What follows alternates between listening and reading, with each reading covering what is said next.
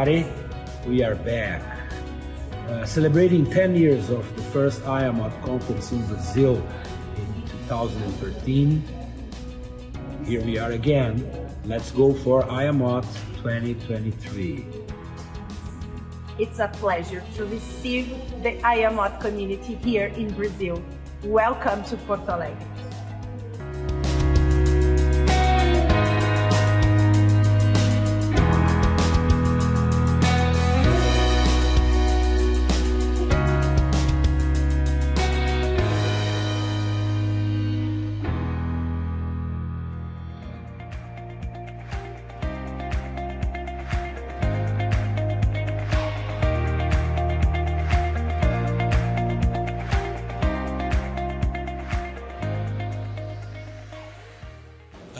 My name is Paulo Zavislak. I'm the chair of the conference this year for the second time in Brazil. It is an honor to welcome you all here. Not only those from Brazil, of course, that are visiting Porto Alegre, perhaps once again, so on, but all people from abroad and all other partners in all the countries we have to deal. I'd like to thank you before starting that conference. The two partner universities, Federal University of Rio Grande do Sul, here represented by the Dean of the Management School, Takeyoshi Masato. Thank you for the support. And of course the University of Sinos, here represented by Ljubljana Domer. Thank you very much for your confidence. And of course I would like to thank Iamot, in the person of our president, Breno Nunes. Please, Breno, be our guest. It is a pleasure to have Iamot once again here in Brazil. Porto Alegre, and I could not start with any other way but thanking you and your local organizing team. It has been absolutely great welcome. I mean, for those who arrived on Friday or Saturday, you know, we have already had two very vibrant days here with the Doctor Walking, and it has absolutely, you know, re-energized us with very good keynotes from Professor John Besson, from Nicholas Renaultis, as well as Emerald representative Andrew. So it's been absolutely amazing so far, and I'm sure this is a good indication that we're going to have a great conference ahead. Paulo also asked me to talk a little bit about the future Iamot in these in my welcome note. Let's put that way. So I'm not going to do a proper speech. It's just a welcome, you know, to give you some indication on how we plan to develop Iamot within next years. I understand that for many of you Iamot is new. The International Association for Management of Technology is a non-governmental, it's not-for-profit organization that has been founded, has been incorporated in the state of Florida in the US in 1992. Our mission, let's put it that way, is to support and develop and promote high-quality research in the field of management of technology innovation. So we are here to support education, research, and dissemination of academic work. We're here to develop, you know, younger members of our community to bring up higher quality research. We also like to see ourselves very much as a bridge between theory and practice. So we're very welcome to our industry members. And on that note, I also make a comment to our previous president, Dr. Osman Ahmed, who has always been very instrumental in connecting us with industry. But there are two things that I think it's very important and are critical aspects, at least for me as president of Iamot, for the next 2 years of my term. And these are value and community. So I believe these are the two most important things that we need to take care of in Iamot. Of course, value can be defined in very different ways. I'm an academic myself, so we can have several definitions of value. There are very different perceptions of value of the same thing. And as your president, I like to think that my challenge, my way of being brave, is to actually to accommodate these different views of what value is. So I start with that note. I also take a little bit beyond that before we actually define what value is, we need to understand that the community itself that Iamot has built for over 30 years is our greatest asset. And we need to acknowledge that. So, of course, we are here because of Paulo and his local organizing team. But there is another group of people who have been keeping this community alive for many, many years. So, if you have attended, or if you have been attending Iamot for more than 20 years, can you please stand up? Yeah, please do stand up. No, don't just put your hand, please. I said stand up. I was clear. I'm not a native English speaker, but I think I do it myself. Please do stand up. Yeah, I know Paulus is standing up. So you attended along the way, didn't you? Yeah. Yes. Yeah, you have to stand up. But a round of applause. So I would like to personally, and on behalf of all Iamot members, thank you for keeping this community together. I mean, keeping up an association, keeping up annual conferences for 30 years is something absolutely amazing. And we are here also because of you.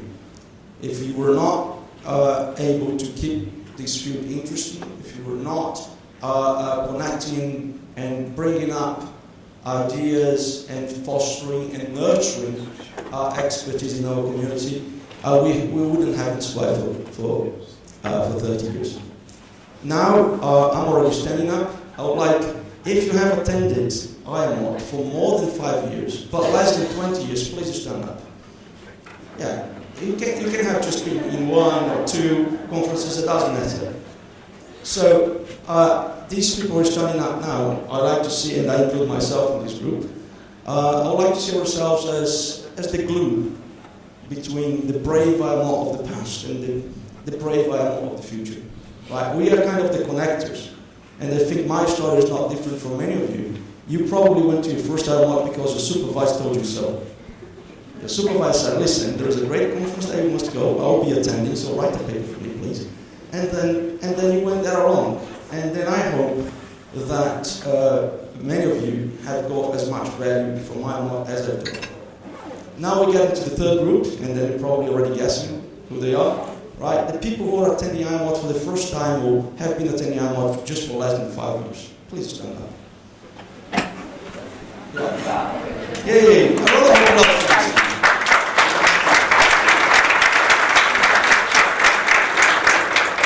No pressure, ladies and gentlemen. But you are the future of Iamot. You are the future of Iamot.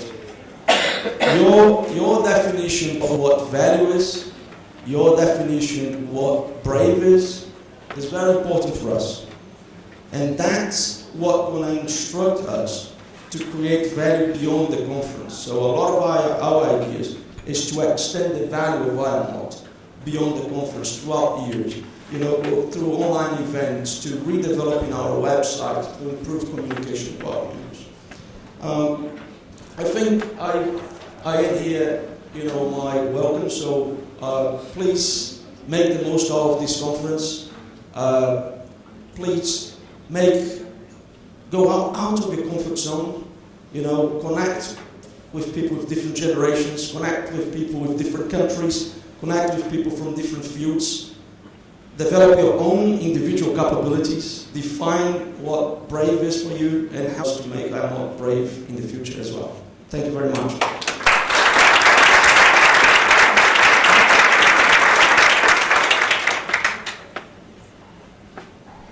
Thank you, Breno, for revealing my age also.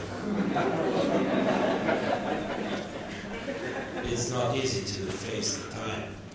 As it's really not easy to try to manage a conference in such hard times. This is, as a matter of fact, the second Iamot conference that happens after the pandemics. But I think in Brazil, this is the first one I go. We were lucky to have Iamot last year in Nancy, organized by Mauricio here, in presence, and it was very warm. It's completely different to manage a conference. Online we did that 2 years ago with a webinar, very interesting webinar. There were 600 people watching the streaming, and it was people from all the corners in the world, and of course to manage a conference, to do a conference in person is a little bit different. I would like to say that it's also challenging to make a conference. This is the second one we do for Iamot. As you can see, we have the banner from 10 years ago. I asked people to put it there so you can compare to the one. It's certainly an evolution. Fonts are different, colors are different, and also, of course, people, as Breno just showed us, are different. And this is what a conference is meant to be. 10 years after, we should have different people.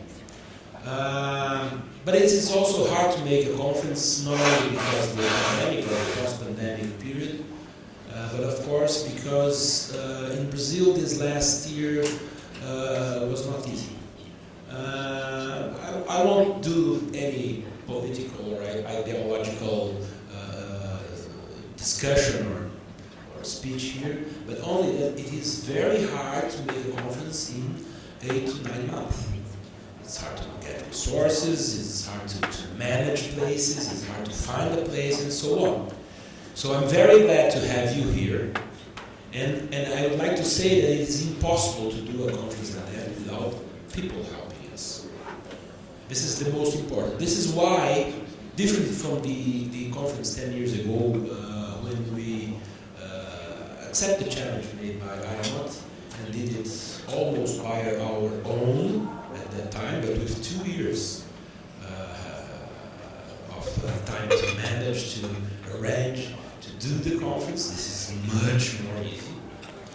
This year we did it in a record time, not only us from the Federal University of Rio Grande do Sul in the Innovation Research Center, the MITEC, but also with the help of Unicinos and the Eco Hub. It is a brand new, I would say brand new, Khadija.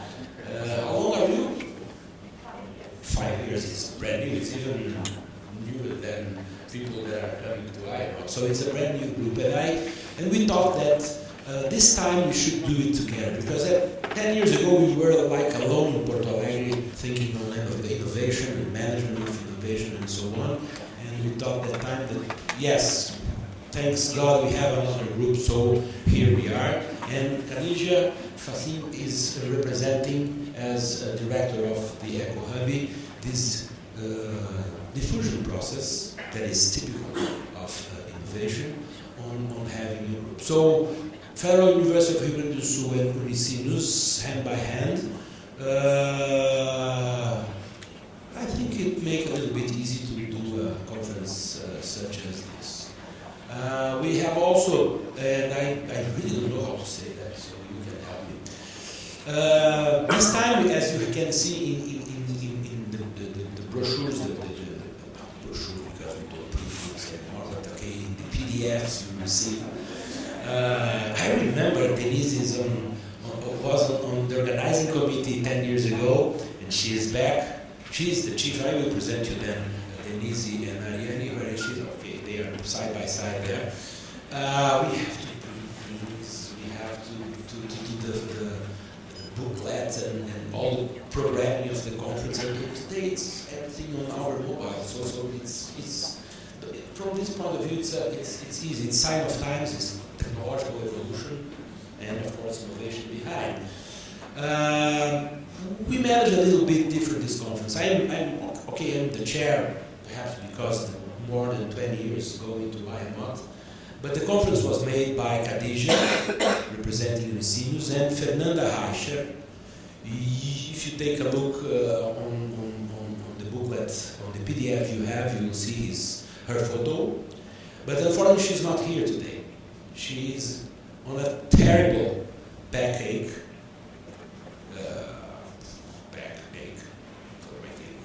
She can barely be steps, but she managed with Khadija the whole conference from the academic point of view, so sections and trying to match papers. So you got 4 papers on digital transformation, so you got 5 papers on industry 4.0 and so on. So this is a little bit the result of matching Khadija and Fernanda from the point of view of the academic side. And for me is the easiest part is to bring all these things together. So I'd like you to give a yuha to Khadija and Fernanda that she's not here.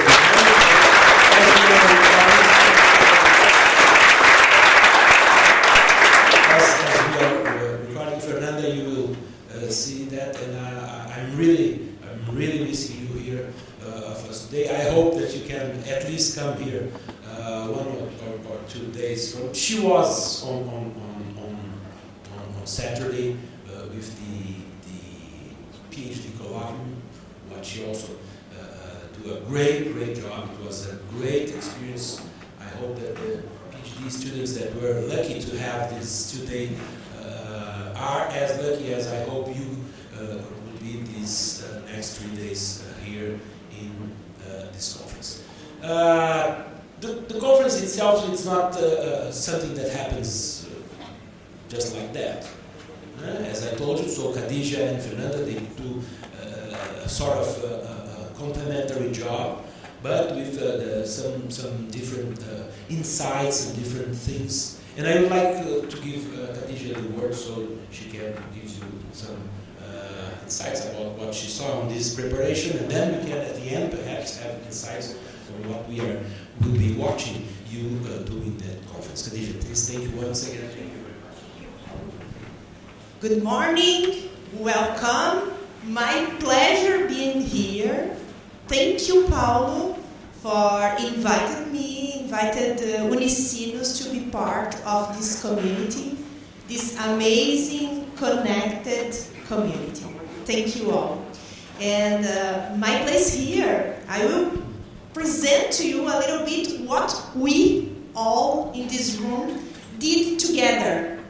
So this edition of Iamot received 251 abstract papers, which became 159 full papers that we'll be presenting during the next 3 days here. So approximately 5% of the authors came from Asia, 10% from Africa, 12% around this from Europe, 7% from North and Central America, and the vast majority from South America, counting 65 of the total of participants. So thank you for submit your papers. Thank you for being here with us. In this edition, we also mobilized 144 reviewers for the papers. So thank you all that have reviewed some papers for us.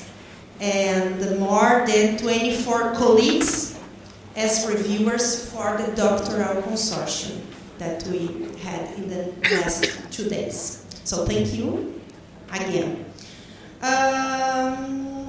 In the next 3 days, so starting today, we will receive 18 knowledgeable keynote speakers, starting today in this morning with Dear John, and we will have an editors panel, a discussion about smart policies, a discussion about smart business, And also we'll have 2 panels on the core of the conference, one about capabilities and another about innovation ecosystems. I'm seeing Leonardo here. Thank you for being part.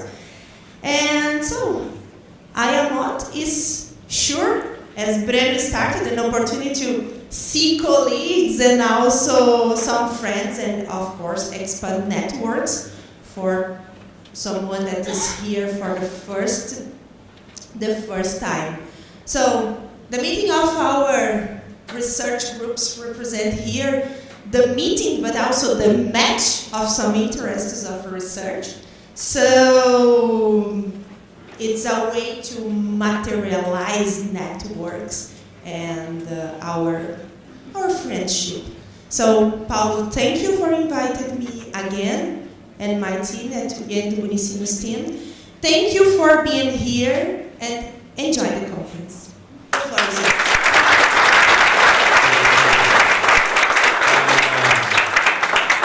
Fernanda was supposed to give you a little bit the highlights of the conference, so I will do her job.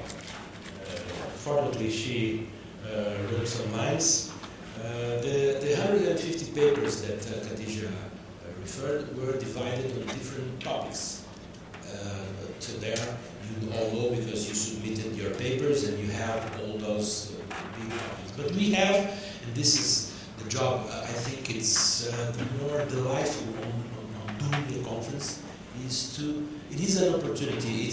I'm really a privilege, me or Fernanda and Khadija, the people that organize the conference, are in a privileged position because we can have the whole picture of the different points of view, the different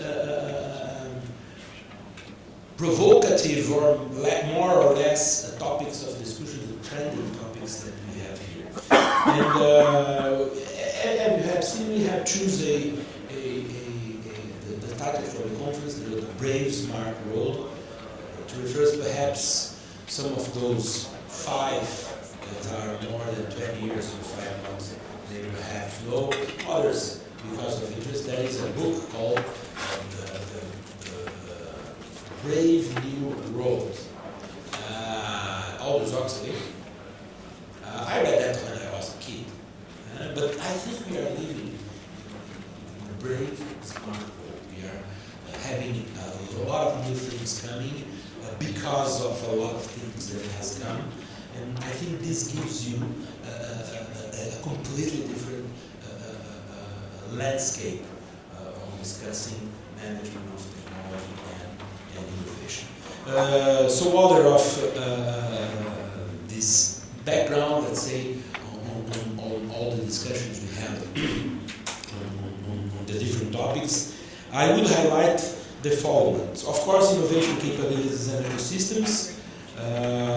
There's a lot of startup discussions, small business, ecosystem governance, ecosystems and the role of universities. There is a topic called research and technology transfer, which discusses, of course, technological parks, research institutes, specific projects, funding programs, etc. All the discussion on Industry 4.0, digital innovation, smart cities, the internal and external collaboration. As you can see, things are a little bit connected. Very probably each one of us has its own debate theme, and it looks like something of our own.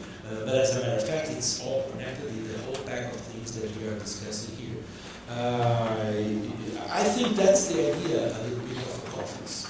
So I invite you to really enjoy not only our keynote speakers and the panels that we are proposing this year, but especially give a ride along the different parallel sessions to have, at least if you are not as privileged as we are to receiving you here and to organize the conference and have this broad idea of all the spectrum that is going on in terms of hot topics, but at least you have an appetizer of the things that are coming for the next years. This is, after all, what we are for in a conference.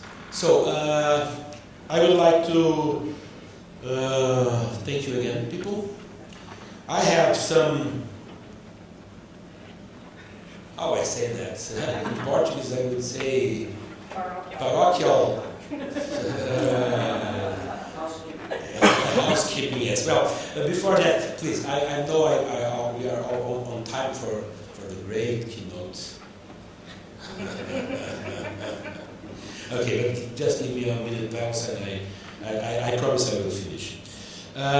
Before going on the practical and the things that we need to follow so the conference can go on operationally speaking, I would like to thank you from the bottom of my heart, Denise and Ariane. Please clap.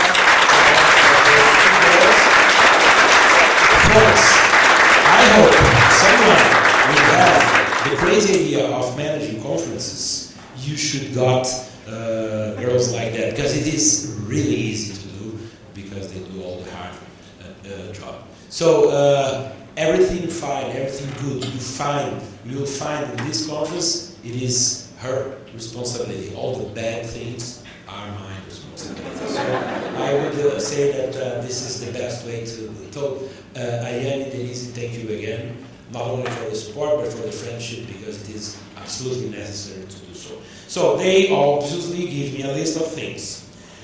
We, the staff, we have a orange dot.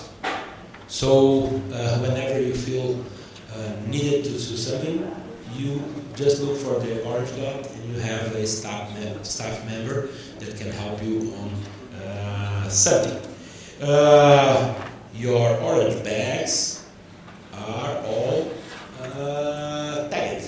So you may put your name, so you may not get confused, because they are all orange. You have inside your bags your tickets. They are very important, because we have lunch today, tomorrow, and after tomorrow in the restaurant here at the hotel. We have a president's reception. You will have the chance to meet the president this afternoon, just after the parallel sessions. I think it's 5 o'clock or 5:30? 5:30. Also here in the hotel, a cocktail, a welcome cocktail. And we have the gala dinner on Wednesday night. It is not here in the hotel, it is in another place. It's a churrascaria. You got on the booklet of the conference the address and so on. And you have inside your kit this orange wristwatch bracelet, something like that. I don't know how you call it, but it's like parties, like games, like whenever you need a bracelet, wristband. That's it, I think. You have something else? All conference activities are concentrated here at the hotel. You will see the corridor with rooms just in front. There is one room in the second floor. So, just for tomorrow. So today only here we'll be together. So the gala dinner extra. If anyone wants to purchase extra tickets for the cocktail today or the gala dinner, go directly to the secretary. Okay? And I will explain that later. On Thursday, there are the technical visits.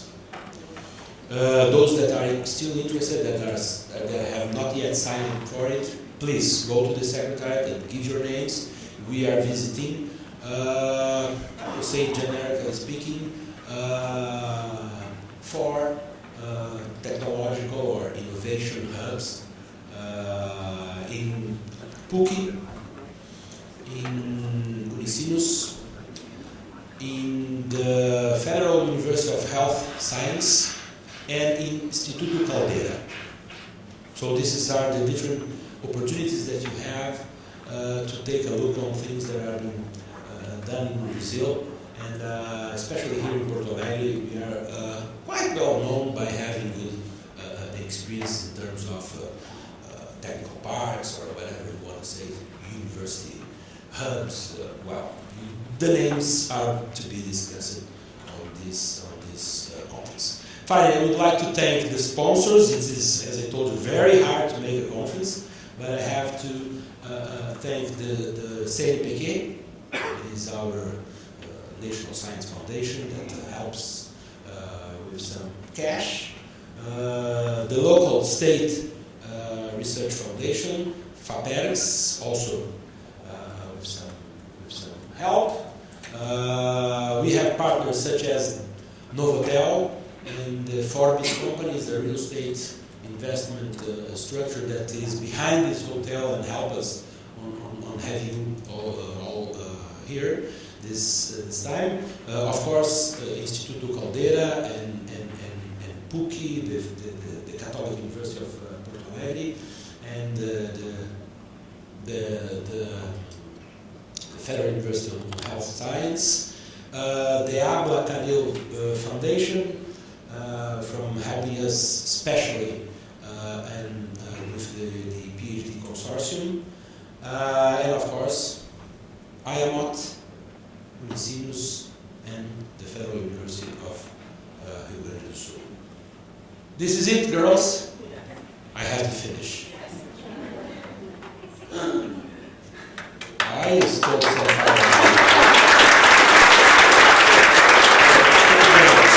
let's go to the best part. I have a lot of things to say about you, John Bassett, Professor Emeritus of Innovation and Entrepreneurship at the University of Exeter. He is recognized as one of the world's leading authorities on innovation and entrepreneurship. With over 30 years of experience in research, teaching, and consultancy in these areas, Bassett has served as a visiting professor at several prestigious institutions, including the University of Stavanger in Norway and the University of Erlangen-Nuremberg in Germany. Professor Bassett has received numerous awards and honors for his contribution to the field of innovation and entrepreneurship. In addition to this academic work, John is also a consultant to companies such as Toyota, Lego, Hewlett-Packard, and national governments and international organizations as the United Nations, World Bank, OECD, helping them to develop innovative and entrepreneurial strategies. Is all that true? But there's something perhaps you don't know or you don't remember. But I was your technical reviewer on the translation of your books here in Brazil. So, John, thank you very much for being with us. The floor is yours. Please.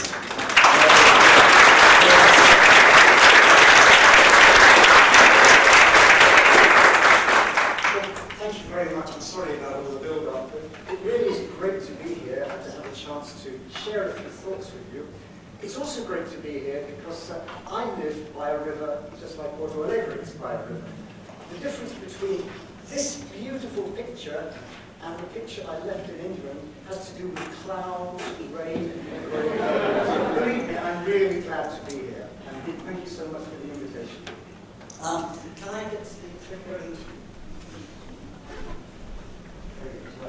So what I'd like to do today is to just share some thoughts about what I call innovation model innovation. Okay? Because we always have in our heads a picture of what the word innovation means. And what we think about shapes what we do, what we pay attention to, what we give resources to, what we organize and manage. So in the context about management, it's important to challenge the mental models. And I'd like to do that just a little bit to get us started to what looks like a fascinating conference. Now, in order to help me with this, I'd like to introduce my assistant.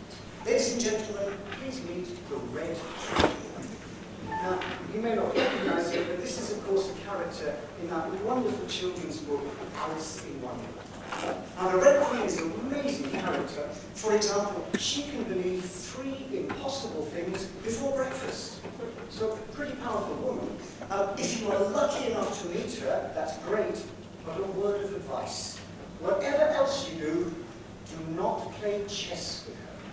For 3 very good reasons. Number 1, she keeps changing the rules. You think you're playing the game of chess by the rules, you know, and she'll change those rules. Even worse, she keeps changing the game. You think you're still playing chess, she's moved on to something else.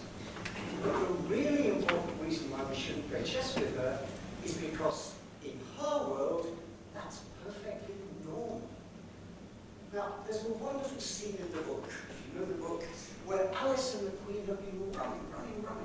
And there comes a point where they pause for a moment. And Alice is puffing and panting, and she says, you know, in our country, you generally get somewhere else if you've been running as fast as we have for a long time.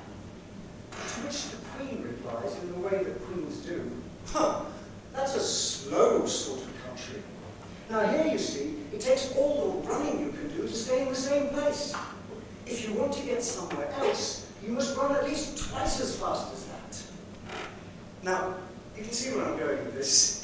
That's a metaphor for the challenge we have in managing innovation. The problem never changes. The problem of innovation is very simple.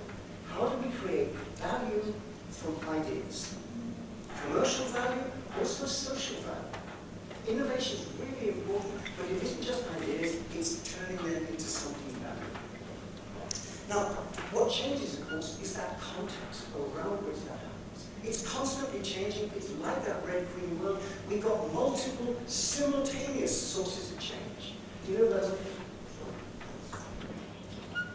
Just be attentive to that.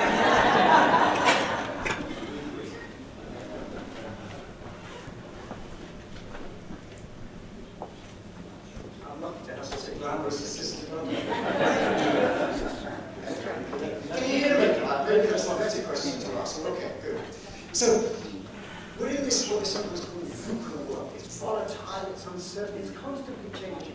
So I suggest in a world like that, we can't trust to luck. We've got to manage innovation. But of course, that's not just learning to do it. What we also need is that wonderful phrase, dynamic capability, which is not just the capability to sense, to seize, to create and use opportunities, but also to step back and rethink what we're doing, to change our approach in a changing world. It's a really important job. And what it really means is we need to learn new tricks. Change our models, learning new tricks. Now, I'm a teacher. And one of the lessons that I've learned is that as a teacher as well of innovation, I need to change my game. I need dynamic capability. And particularly during COVID, when so much teaching was online, you know the picture, all those sea of faces and they're sort of nodding off or they're watching something on their phone. How do you get their attention? So in trying to teach the concept of dynamic capability, I came up with a new strategy which I'm now going to inflict upon you because I decided to sing to them. So my wonderful assistant here to help.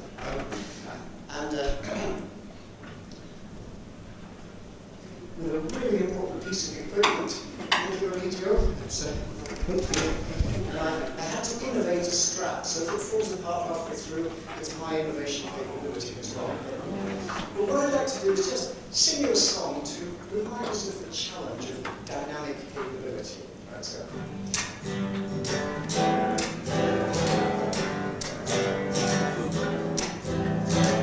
You like to think you're sitting on top of your technology.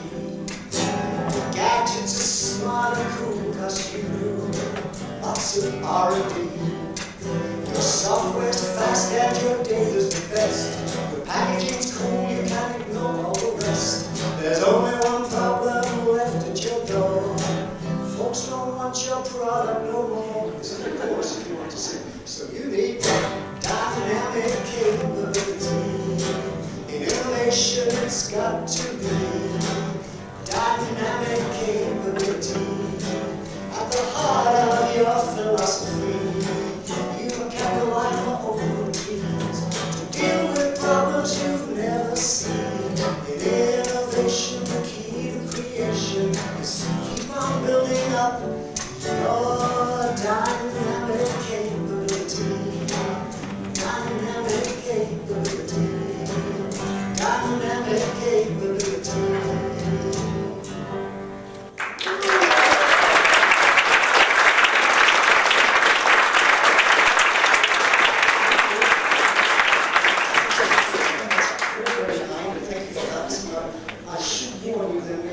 for songs during my presentation. They have already got their balls.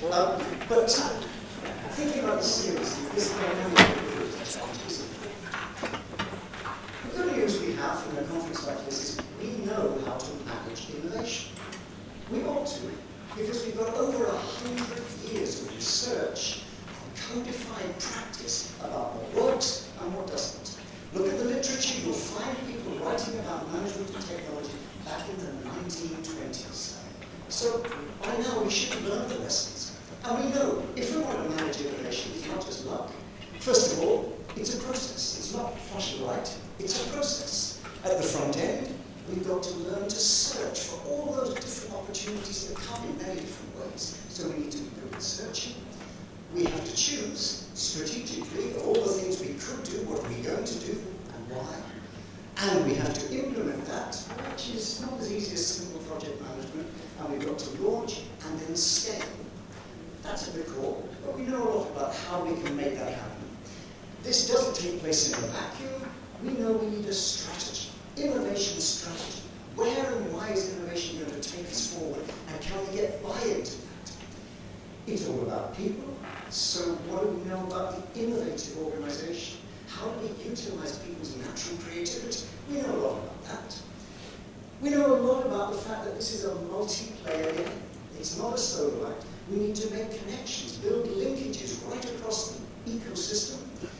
And the smart organizations also know they need this dynamic capability. Stepping back and adjusting and resetting their version of this model. So that's the good news. We know how to do it. Great news, we even now have an international standard for it. ISO 56000, I'm sure you're aware of, it basically codifies that 100 years of research. So, great, except the red queen problem. Here's a different way of looking at the challenge. Here we have innovation, our old friend, from incremental, doing what we do better, up to radical. And if you think of a horizontal dimension to do with some measure of that red queen, that changing world, then most of us work within an established frame. We put some boundaries around it, and we manage within that. Which means that we can deploy that kind of model to exploit, to do what we do better, and to push the frontiers. Bounded exploration. And that's wonderful, but it's not the whole story. Because we also need to think of a different world, which is framed in different ways. It's this changing context. And here, we need more models, different models, sometimes adapting the one we've got, sometimes something completely new.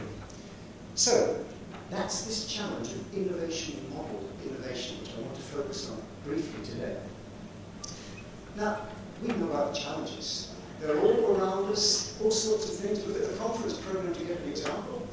This is from a very recent report from the German Fraunhofer Institute for Innovation Research. So we did a big future study. What are the challenges going to be towards 2030? The usual suspects. We've got innovation beyond R&D. Of course, the whole open innovation story, extending that, involving different players. Integrated solutions, and particularly what they call value creation systems, which is code for bringing in different stakeholders, users and others. A digitized innovation process, I guess there's plenty of papers about that in this conference. Clearly, that's going to have a huge impact, is having a huge impact. Open science, the idea that knowledge is going to be available everywhere, how do we then work with that? And for me, a really challenging one, which is coming high on the agenda, responsible innovation in this data. Now, you can substitute your own list, but basically, we've got plenty of challenges for which I suggest we need new models. So, what I want to do now is just lift the lid on a couple of these, just to focus our attention, and then the great thing about the conference is we have a chance to explore along that frontier some of the other challenges to our model. Now, innovation happens, as I said, we learn in a systematic fashion. If we're smart, we put an innovation management system in, so we have a picture that looks something like that. It's not just bright ideas, there's a managed process which very often can deliver success. Great. I've got no problem with that, because not least you'll find it in our textbook, but you'll find it everywhere. This is how we manage innovation. This is how innovation happens. Except actually happens like that. Now, I don't want you to see the detail. All I'd like you to see there is spaghetti. Because that's what innovation is. Knowledge spaghetti.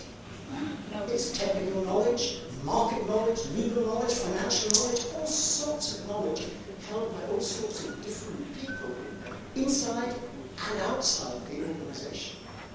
And our job, if we want to make innovation happen, is to weave all those strands of knowledge spaghetti together to create value. Now we can superimpose on that our structure for innovation, but we shouldn't forget that underneath it is this knowledge spaghetti challenge. And that, of course, is the world of open innovation. Now this is one, in a sense, we focused a lot of our attention on for the last 20 years, trying to upgrade and rethink our models for innovation management in the knowledge spaghetti world. And you look at organizations like Procter & Gamble, fundamentally transform the way a 200-year-old company organizes and manages innovation. This isn't just tweaking at the edges, this is a fundamental rethink. And it's taken them 20 years to work out how to do it. So, what I'd like to do now is to underline that challenge, I'm afraid, with another song. So bear with me. But, this particular song also has a particular genesis. It was dear Henry Chesborough's 70th birthday and his retirement this year. So we wrote this song partly to help celebrate his retirement, partial retirement. But Henry's moved to the world I inhabit, to the emeritus professor now. But this song also has a chorus, which you're very welcome to join in with if you like. So here you go. We've been innovating now for quite a long time. It's the big thing that's helped us to survive. Finding ways to do things, keep on learning down the line. It's what keeps you and me and companies alive. We learn how we can manage it, how to repeat the trick, all about the structures and the routines. But the world still keeps on changing, so we need to change with it. Innovate our model, look through a new lens, which is called. I'm sorry, I forgot to ask my assistant here. So could you just hold this minute? So that new lens is called open innovation. These days it's the name of the game. Open innovation. Some things will never be the same. Putting knowledge into motion, managing knowledge flows. Outside into inside out, everywhere it goes. Building knowledge networks, exploring knowledge pools. Learn to play by a new set of rules.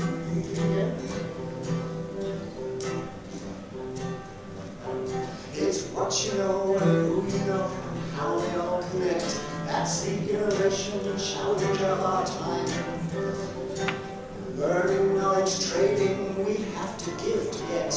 For that we need a whole new paradigm. And that's where our good friend Henry Chesborough, of course, first came into the frame, throwing down a challenge to the rest. Laying out the ground rules for how to play the game, and giving us a label for the quest, which is open innovation. These days it's the name of the game. Open innovation. Some things will never be the same. Putting knowledge into motion, and knowledge flows from outside into inside out, everywhere it goes. Building knowledge networks, exploring knowledge pools, and learn to play by a new set of rules.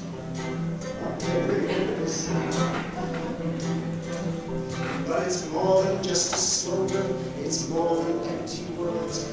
Open innovation needs community. It's building up relationships, it's mapping out new worlds, networking with the aim that people see. It's research and publications built from rich conversations, it's conferences, workshops, seminars. And most of all, it's people sharing their ideas in classrooms,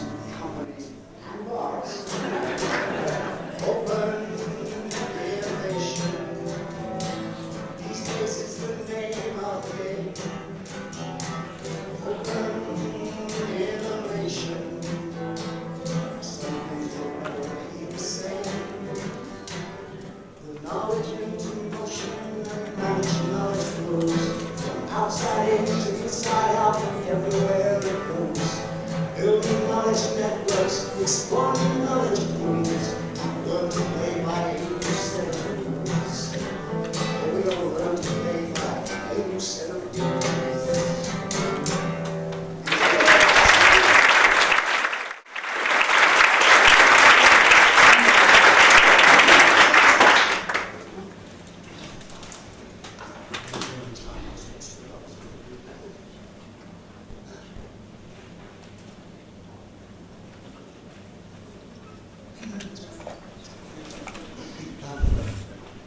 So, learn to play by a new set of rules, the Open Innovation Challenge, but it's not the only challenge.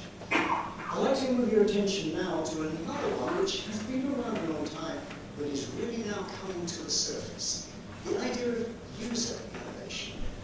Now, here's a picture of a Model T Ford. Nice old picture, Model T Ford, except there's a small difference. If you look more closely, you can see that an enterprising farmer has taken some wood and nailed some planks to the side. Now he has a transporter to take his goats to market. And this farmer said, you know, I'm never using back seats, so I'll throw them away and I'll knock a few bits to shed. Now I've got a truck to take hay to the market.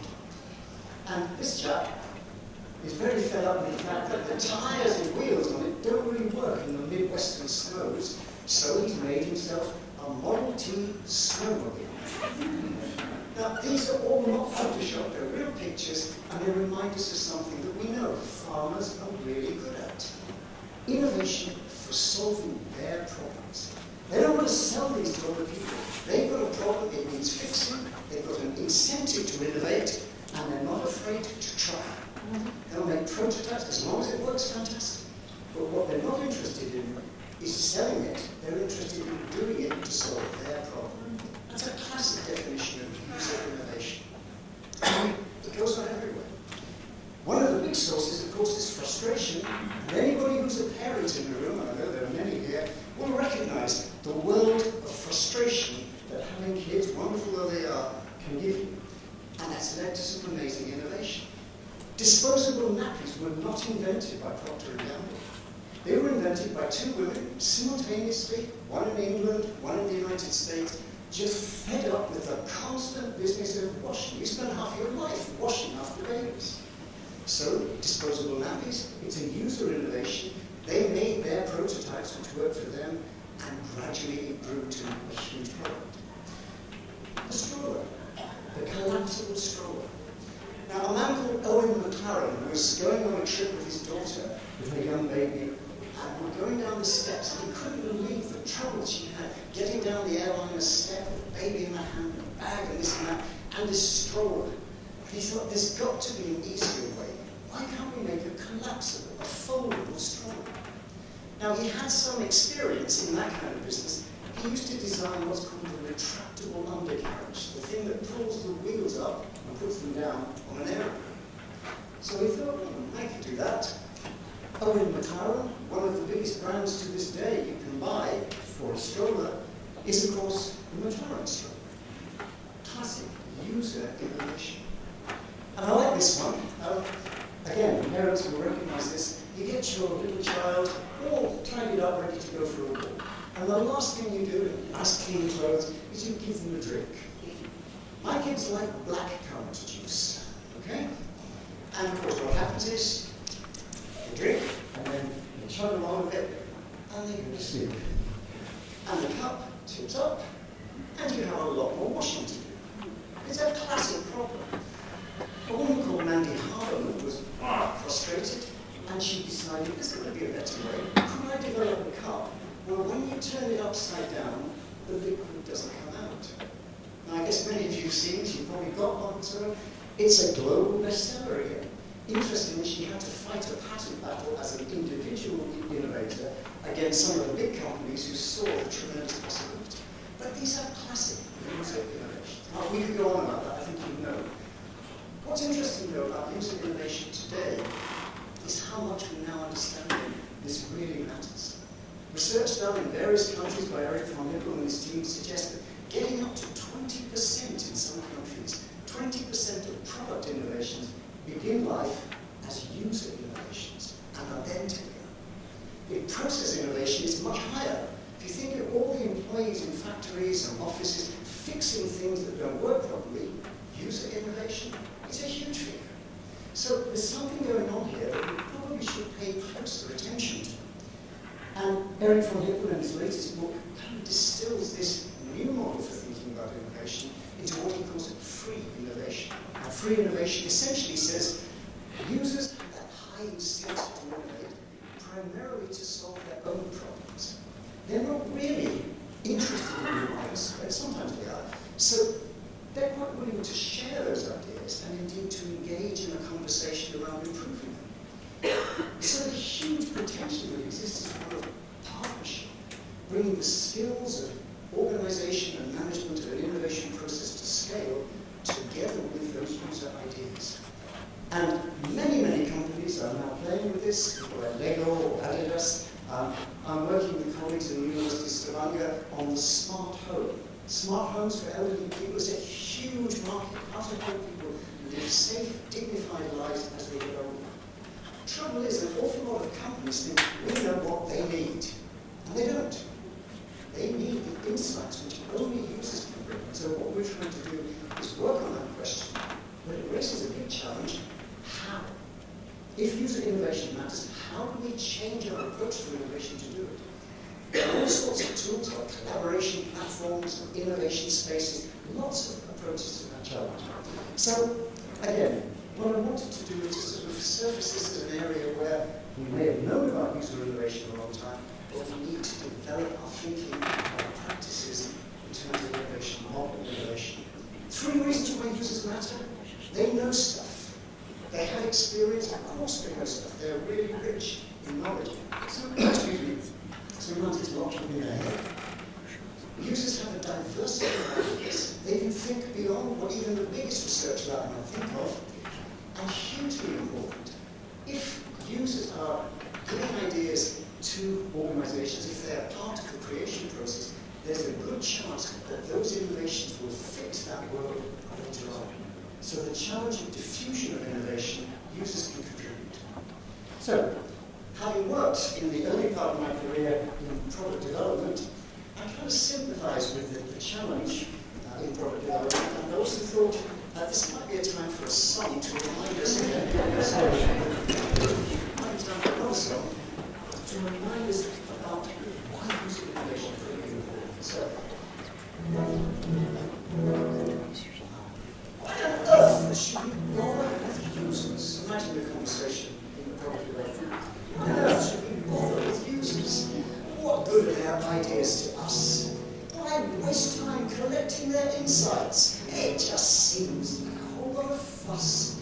It's not as if what they say matters. After all, we're the ones with degrees. Our job is the innovation mission. And of course, we know just what they need. Except that sometimes when we've gone to all that bother and made something, it still seems to fail. People don't want what we worked so hard to deliver. It's so hard to get innovation to scale. So maybe it's worth having a new look. Climb aboard this user innovation bus. It can't hurt to find out the answer to the question, what can user innovation do for us? This doesn't have a chorus, I'm afraid.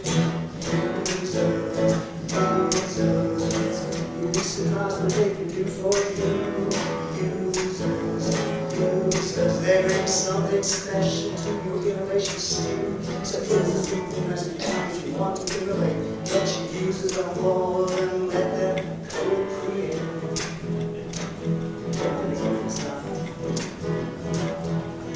If you're looking for an answer to a problem that confronts you, why not just go straight to the source? Whoever's got that problem knows an awful lot about it, or works, or what works, of course. They know all about the context, how to make the answer fit. Why wouldn't they? It's the world they come from.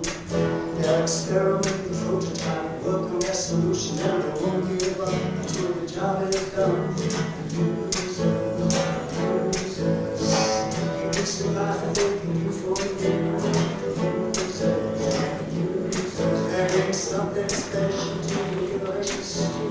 So here's a simple message: if you want to innovate, get your users on board. Let them co-create.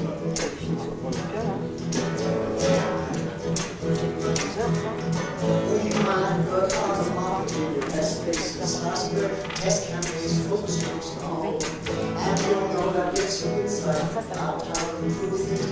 Just don't just your fault. Why not ask your users early in the process? Want to put their ideas in more innovation play? Might be up in direction to help with what you're doing, or help you redesign before we explain. Be surprised what they can do for you.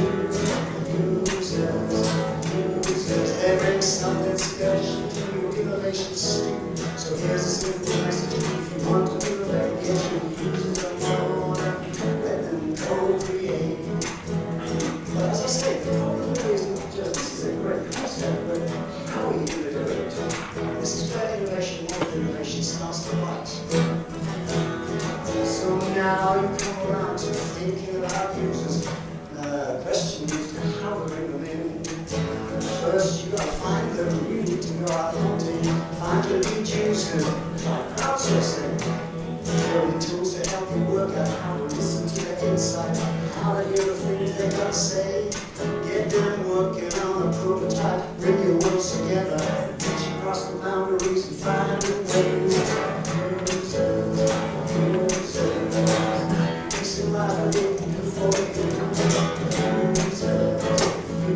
They bring something special to your innovation stream. So here's a simple message: if you want to innovate, get your users on board. Let them co-create.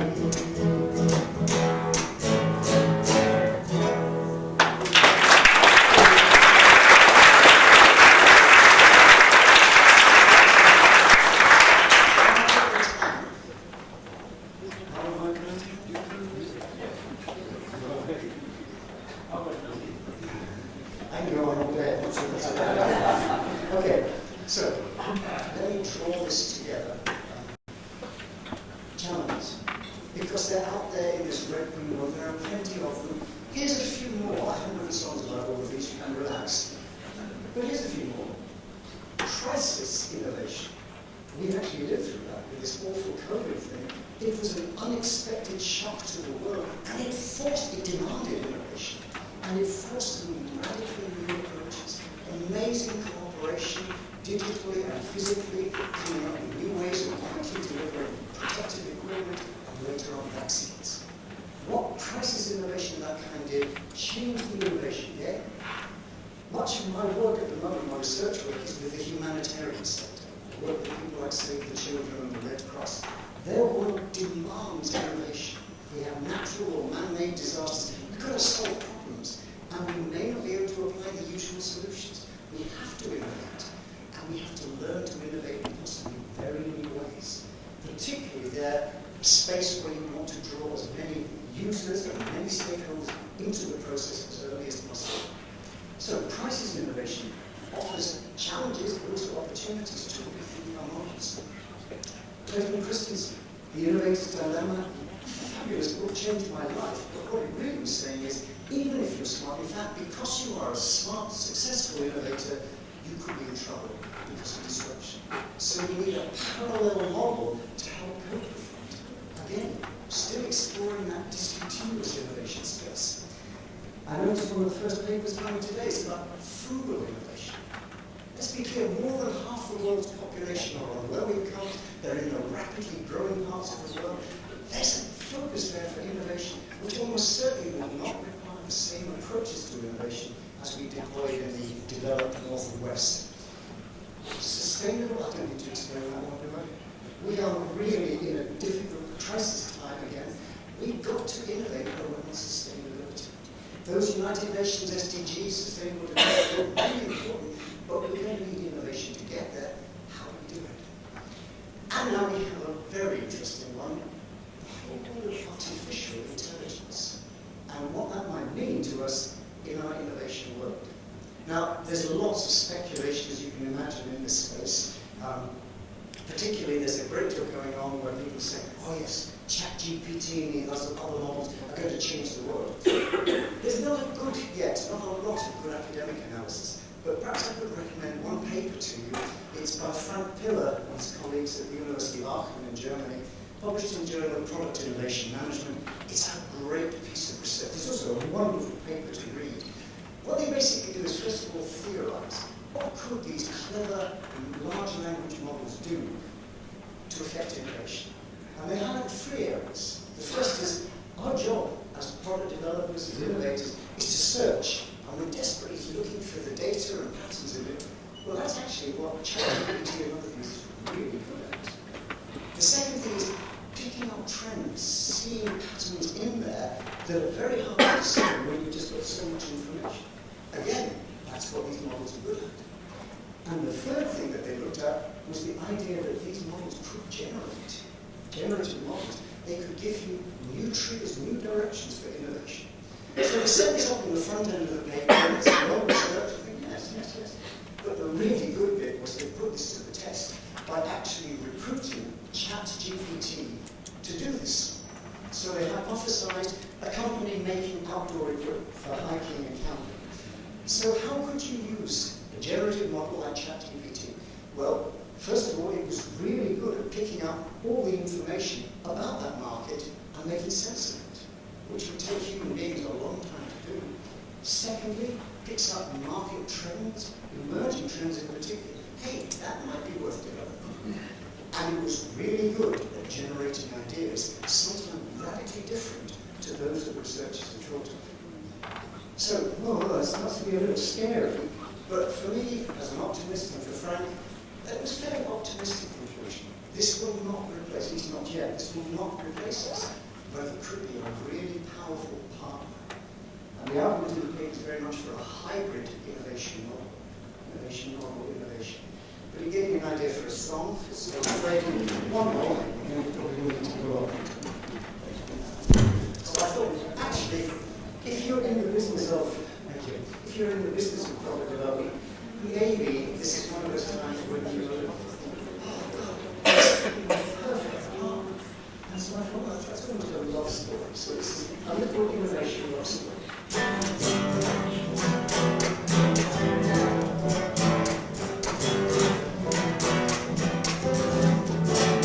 Once my innovation life was blooming, there were days when the sun never shone at all. I'd spend all my life trying to second guess, but I keep on hitting the wall. So much to take account of, so many things might change. I was wrong more often than I was right. Only certain thing in that uncertain world was innovation, was hiding out of sight. But then that changed when new pace came and turned everything around. This strange storm of my people made my poor heart skip the way down, flying 3 feet off the ground.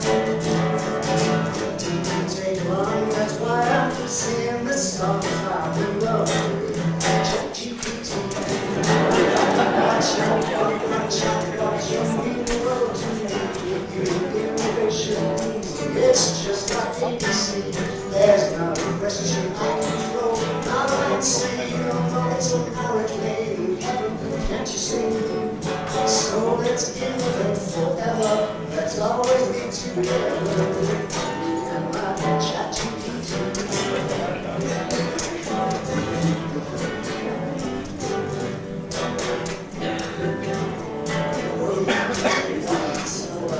Searching, no papers or surveys too slow.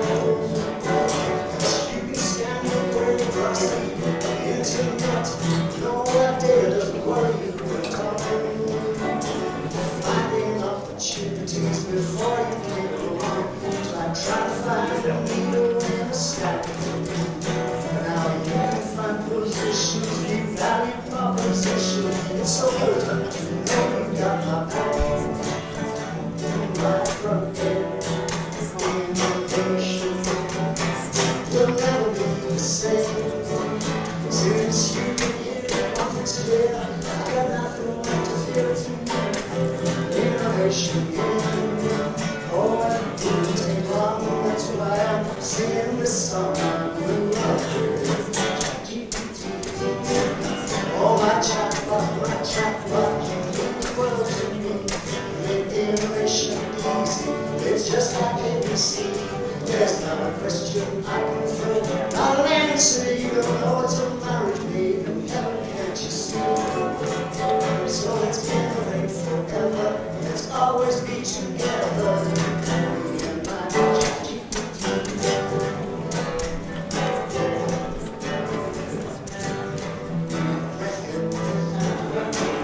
as the idea generation, how to come up with new ideas. Well, I just prompt you with some seed thoughts, and you come back with plenty loud and clear. So brainstorming together is so much fun. You take me right out of my box. I'm never stuck at all with you. It's really radical. I'm a big vibration one. We're a hybrid team with the best ideas. Perfect interface. No, even though we just got home, this afternoon, this generation grace. Oh, it didn't take too long, that's why I'm singing this song. I'm in love with GPT. Oh, my chatbot, you mean the world to me. You make innovation easy, it's just like ABC. There's not a question I can throw, not an answer you don't know. It's a marriage made in heaven, can't you see?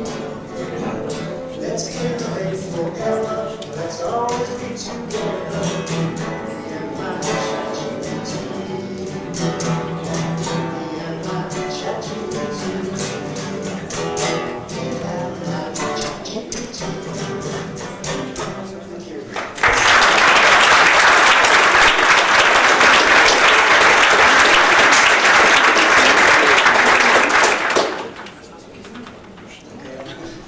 I was thinking I might have time for another song, but I don't think I do, so I put that one on that burner. If you really feel masochistic, I do have a YouTube channel, so you can watch the songs there and others. So what I want to do, though, is to just jump over these last two.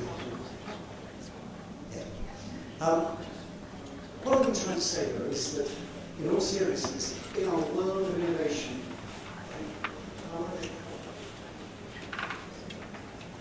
are you okay to listen?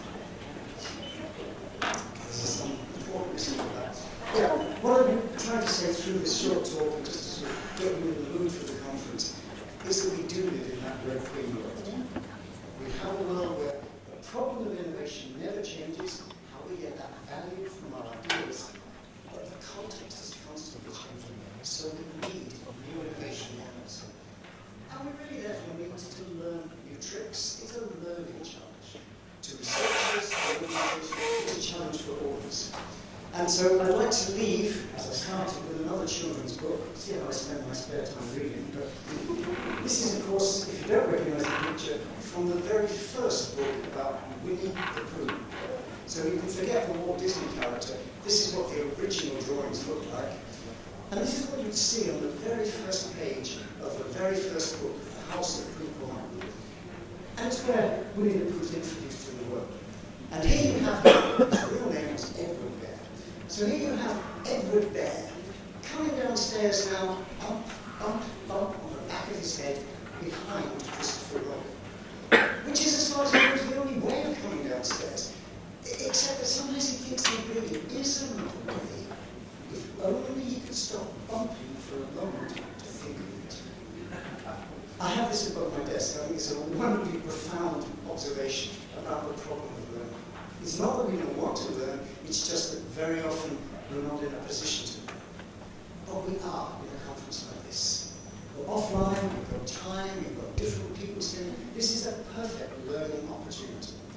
So thank you very much for your attention. I hope it's a great conference. As I say, if you want to inflict those songs on you, you're very welcome to.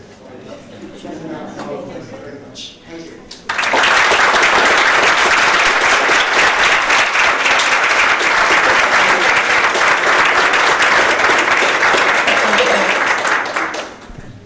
So thank you very much, John.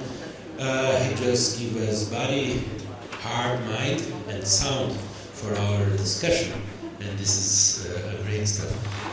But you gave me an idea, and I forgot to read you something, and I will. Let me put my glasses.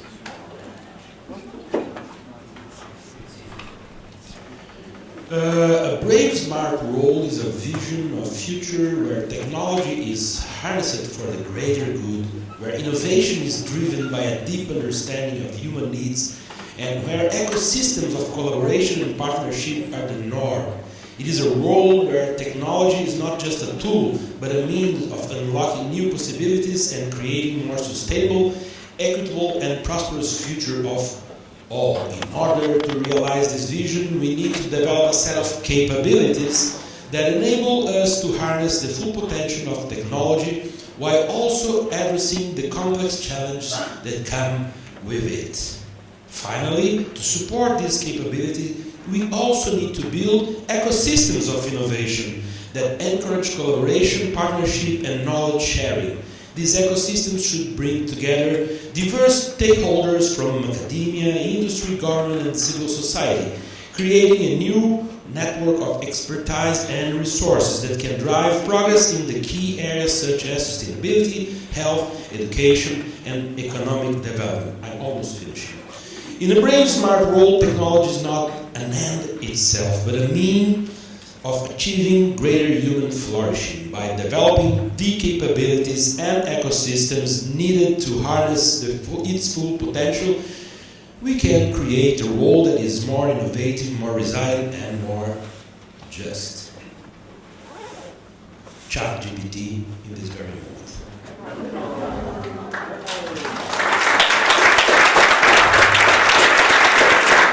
Just now. So folks, thank you very much for this introduction. I think we are... You want to answer 2 questions perhaps? We have time. It's 5. I thought it was almost done. We were off, but we have time for 2 questions. So please, 2 questions for Professor John Besson. If anyone has a question, please raise your hand and I'll bring the microphone to you.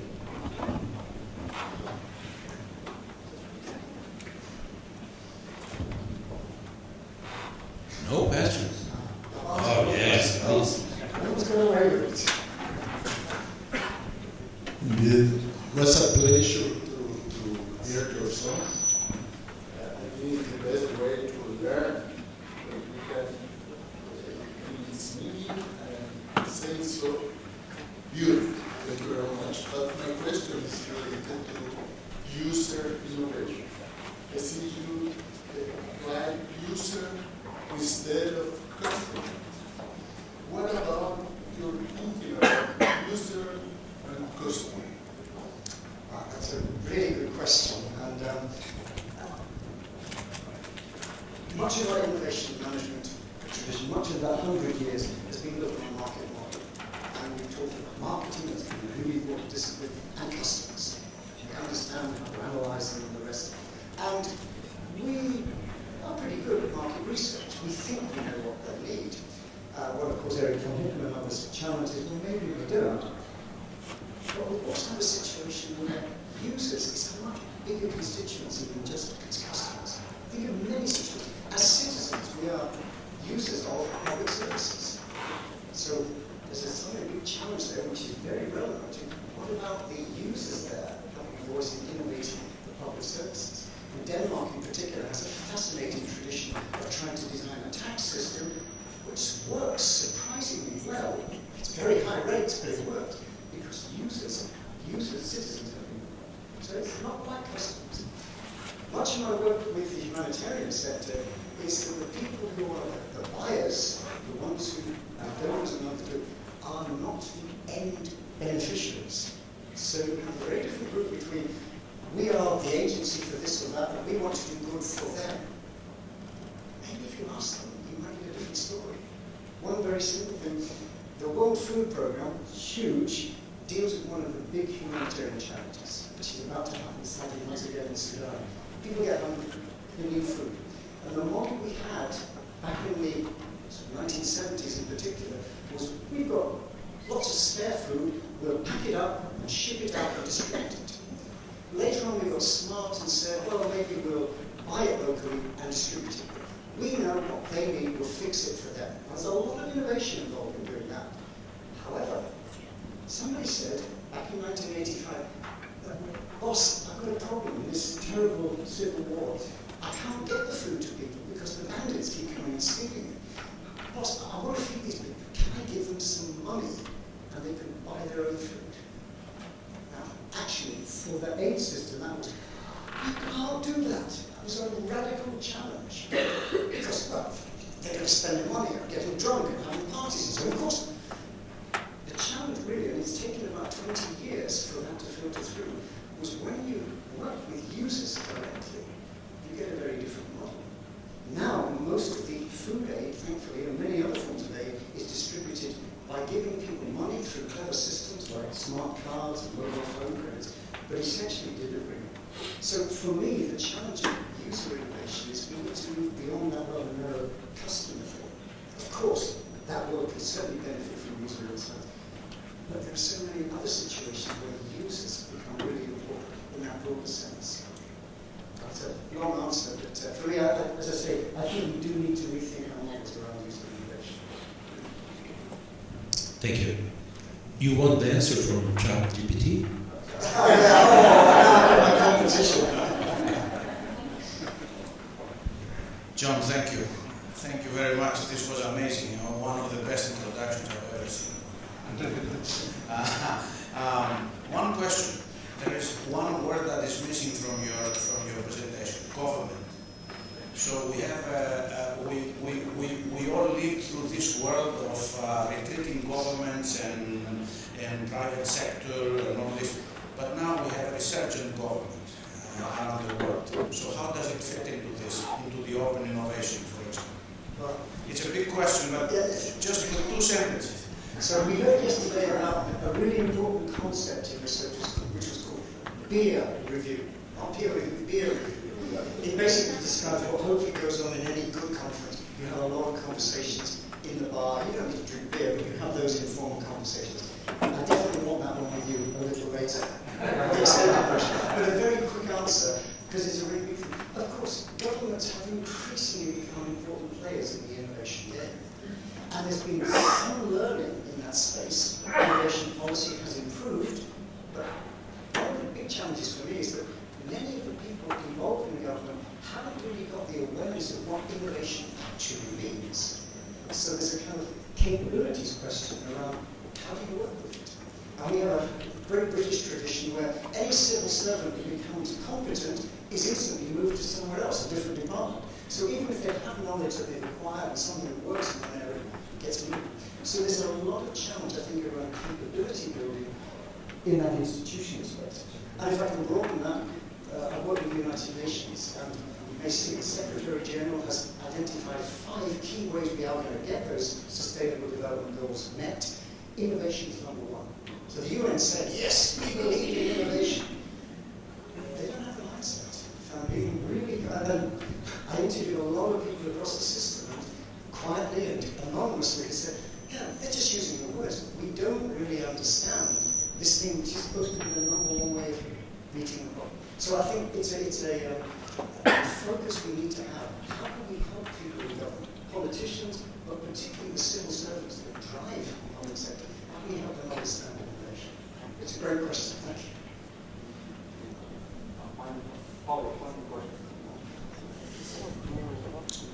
John, a great presentation. I think it tells us how we can become more entertaining speakers.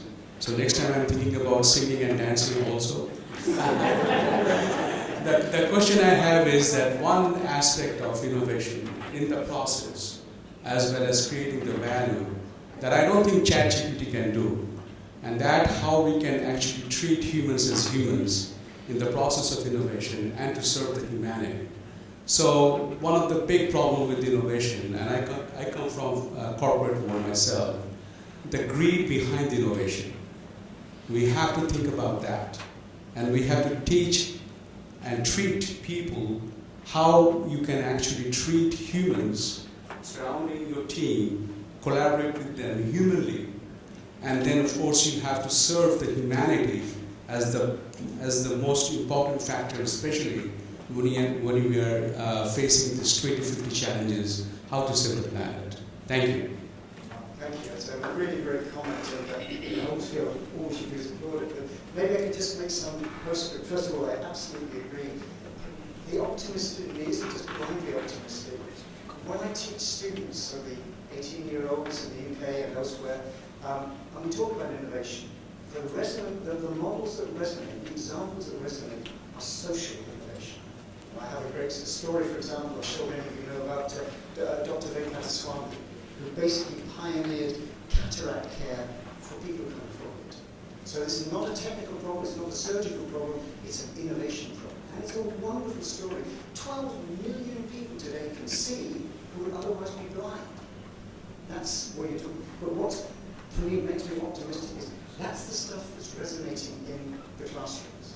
So hopefully that generation will go on to be aware of innovation, but maybe putting in Greek stuff to some side. But thank you, it's a great observation. Thank you, John. I'm scared I have to close this first session. I think it was very, very interesting. We learned a lot of things. But now let's go to our coffee review. If there is a peer review, a beer review, can we call it a coffee review? But for sure, here back in Rio Grande do Sul, we sure have a beef review. So this is for the last one. So thank you very much. Be our guest. Don't forget 10:30 parallel sessions. Look at the programming and you'll find your place. It is all around here. So thank you very much for everybody being here. Let's go to the coffee break.